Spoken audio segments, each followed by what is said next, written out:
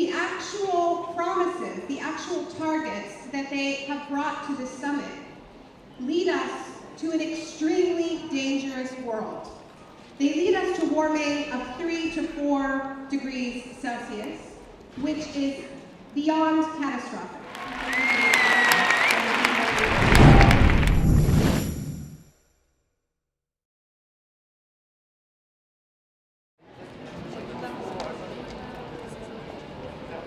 So we just got to the Climate Action Zone. It's a space open for the last 5 days of the COP21, and it's for civil society to mobilize, plan strategies and actions for climate justice. And it's held by Coalition Climate 21.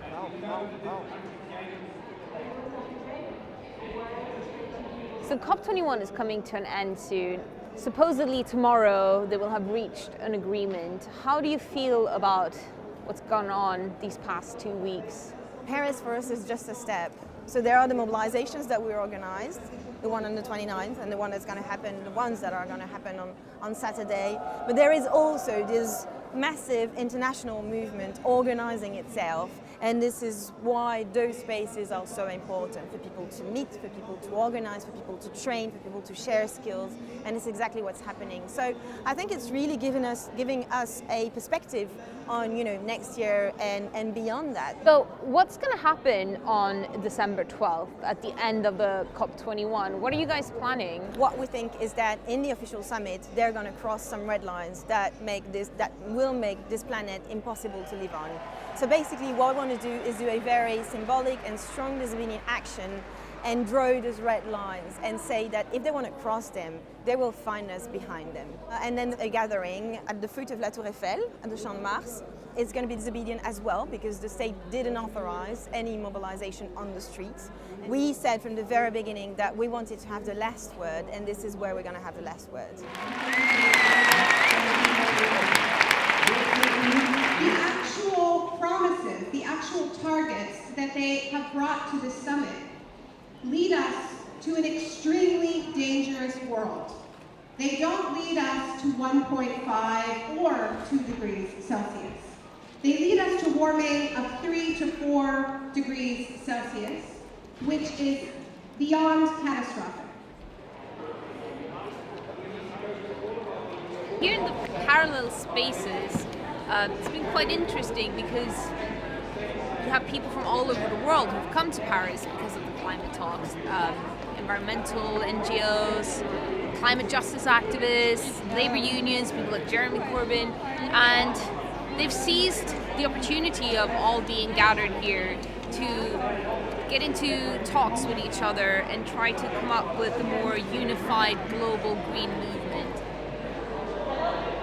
So we're going to have a chat with Canadian author and social activist Naomi Klein. She's a key member of the international climate justice movement here in Paris, and her latest book deals a lot with what she thinks could be a better solution for a sustainable future.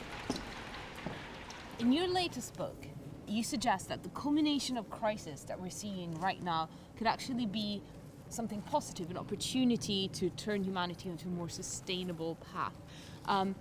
How would you finance something like this, and how do you tackle challenges like the global markets, the financial sector, the huge privatization we've seen? Can that even be reversed?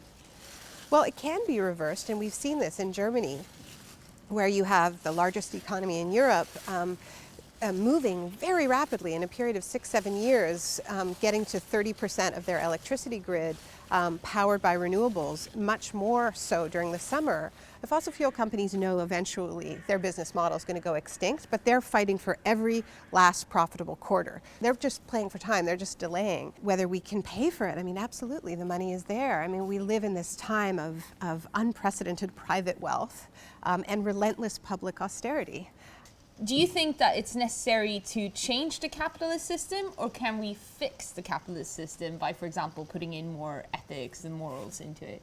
The more and more, the never enough culture of consumption that we have is really at the heart of the ecological crisis, not just the climate crisis, but the many ways that we are crossing planetary boundaries, taking more than the planet is able to regenerate.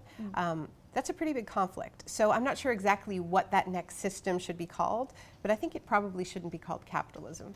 What are you planning for the end of COP21, and what's your strategy for the years to come? There's been a lot of talk, in these parallel spaces about what that post-carbon economy looks like. How can we lower emissions while creating huge numbers of well-paying jobs, while fighting racial inequality, gender inequality? What does that look like? What are the policies that enable that?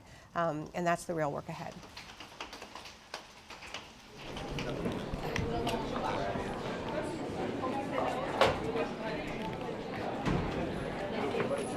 So we just arrived to a talk that's going to be held between Jeremy Corbyn and Naomi Klein for trade unions for energy and democracy, and we're going to chat to Jeremy Corbyn, who's here in Paris now for the COP21. How important do you think the link is between conflict and climate change? The motive for some conflict, not all conflict, is actually the search for fossil fuels.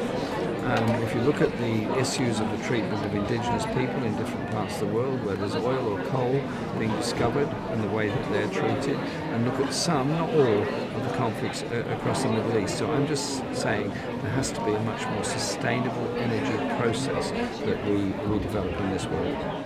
If humans suck their planet dry, they will end up with no choice but to fight.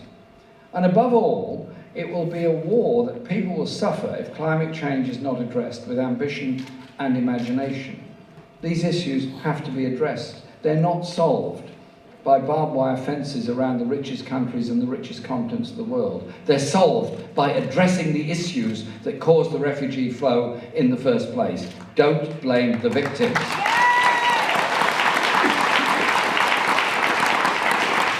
I hope that the trade union movement and that workers in this city will stand with us on December 12th.